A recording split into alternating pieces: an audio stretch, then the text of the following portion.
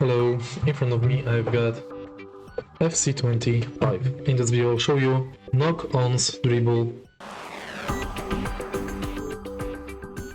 In the beginning, let's go to training center and go to knock Ons Dribble. To use knock on dribbles, use Alt to move and R2 plus R knock.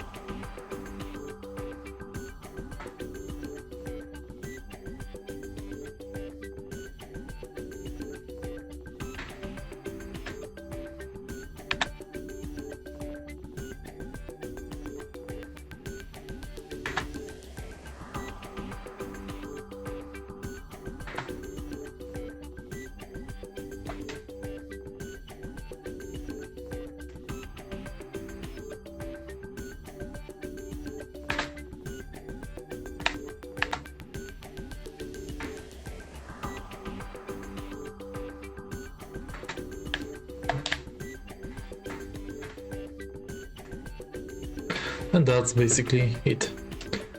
If you find this video helpful, please leave like, comment and subscribe.